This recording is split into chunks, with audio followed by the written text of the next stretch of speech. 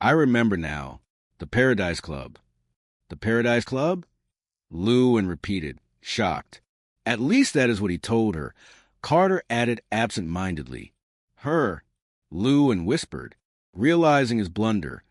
Carter backpedaled rapidly. Oh, Lewin, I am afraid I put my foot right in it. Oh, no, Sergeant Carter. It is perfectly all right. I am so sorry if I told you something I was not supposed to tell you.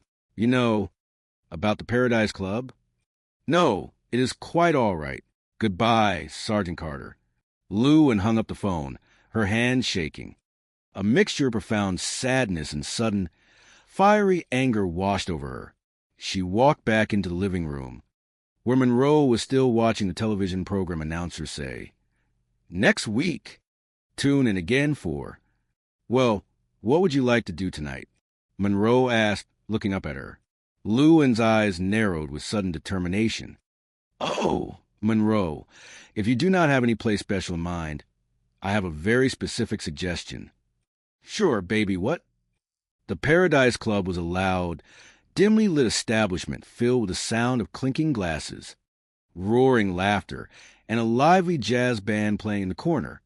Gomer sat rigidly in a semicircular leather booth, staring blankly ahead. Next to him sat Natalie, a woman with large hair, bright red lipstick, and a boisterous personality that seemed to take up all the oxygen in the room. Oh, yeah. Natalie laughed loudly, slapping the table. Before your friend Sergeant Carter got hung up on this bunny friend of his, we used to have some really great times together. And what a sense of humor.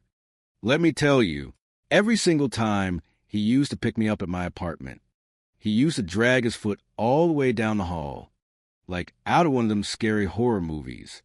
Isn't that just too much? I mean, for a tough sergeant, he was really funny. Gomer did not blink. He just stared into the middle distance, his heart aching for Lou and, Oh, boy, you sure do not talk much, do you, honey? Natalie asked, leaning closer. What, ma'am? Gomer asked politely, his voice devoid of any joy. You're still going with the ma'am routine, huh? My name is Natalie. Natalie. I am sorry. I guess I just was not thinking, Natalie. Natalie sighed, waving her hand in the air. Here you go, old pal, old buddy. Now bring us 2 of your best drinks. She looked around the crowded room. My, this is some wild place. Do you come here often? Huh? Oh, no. Just now and then, Gomer replied mechanically.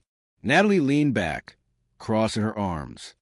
Naturally, I do not begrudge Vince Carter anything. I mean, if he wants to go out with one of those brassy dames, I would say all the more power to him. But for instance tonight, I mean, he wanted me to do him a huge favor. So I said, sure. You know what I mean. What is the matter? Are you having trouble getting a waiter? Natalie snapped her fingers loudly. Hey, Charlie, will you come over here when you get a minute? I think I will just go check the powder room. Why don't you order me a cold beer?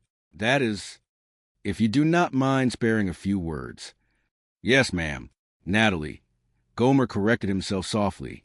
Terrific.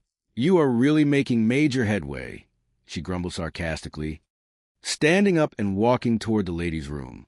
Just as she left, Monroe and Lou and walked through the front doors of the Paradise Club.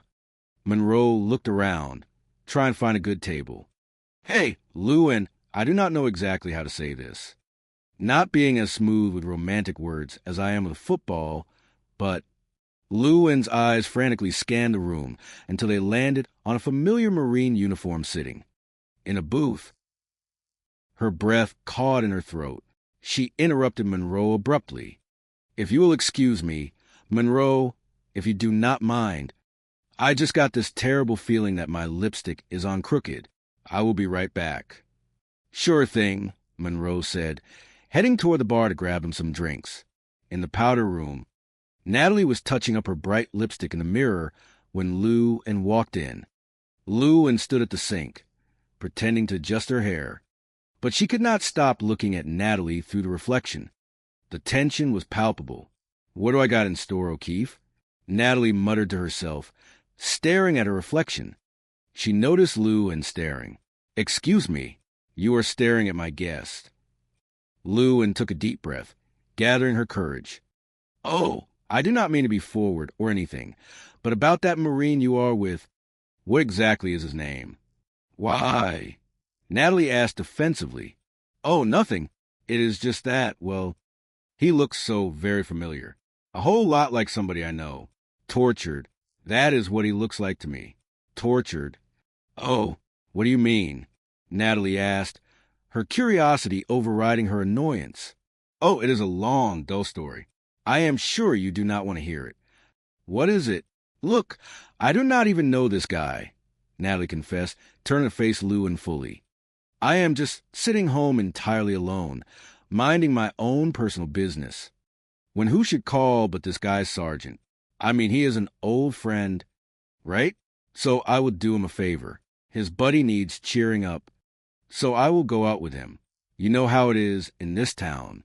I do not know this guy from Adam, but I figure maybe I will get lucky tonight. Some lucky. Thousands of strong Marines on this entire base. And I happen to get a guy whose one big talent in life is blinking and staring into space. And do you know exactly why? Because he is torturing. That is why. I mean, some dame through here is just blinking and..."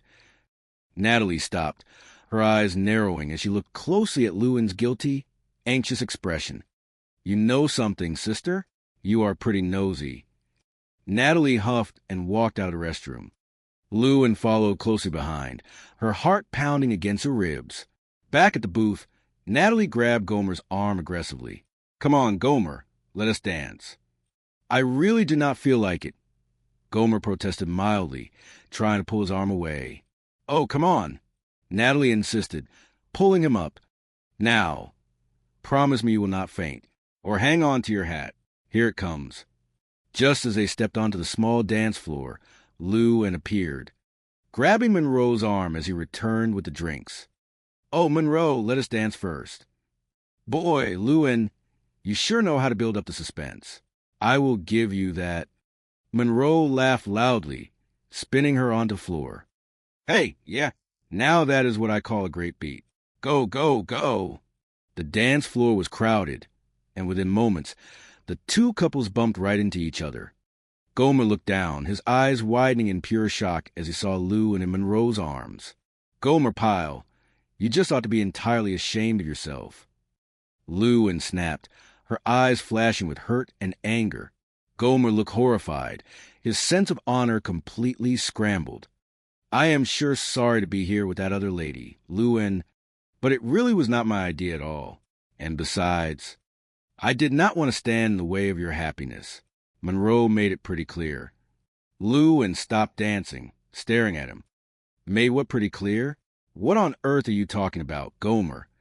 "He even showed me the ring," Gomer explained softly, the heartbreak evident in his trembling voice. Lou-Anne gasped, turning a furious glare toward Monroe. "Do you mean to say that Monroe told you that we were engaged? You mean you aren't?" Gomer asked, hope suddenly flaring up in his chest like a bright lantern. "Oh, what a horrible man he is." Lou-Anne cried out, pointing at Monroe. She then turned back to Gomer, hitting him lightly on the chest. "And what a completely horrible man you are for believing him. You mean you do not want to go write me a Dear John letter?" Gomer asked, his face breaking into a massive, joyous smile. "Gomer!" Lou-Anne cried, throwing her arms around his neck. "Excuse me, Lou-Anne," Gomer said gently, detaching himself from her embrace. His expression shifted from pure joy to a calm, deeply rooted righteous indignation. He turned to face the larger man, Monroe. "Hey, Gomer, old pal," Monroe said nervously, taking a step back. "You are here, too? Would you please step outside?" Gomer asked, his voice low and incredibly firm. "There are a few words I absolutely want to say to you." Lou-Anne grabbed Gomer's arm in panic. "Oh, no, Gomer, please." "Lou-Anne, you just wait right here," Gomer instructed gently but firmly. He looked back at Monroe. "Outside where it's nice and private, considering this is a highly personal matter." "Yeah, sure, after you," Monroe stammered, sweating profusely.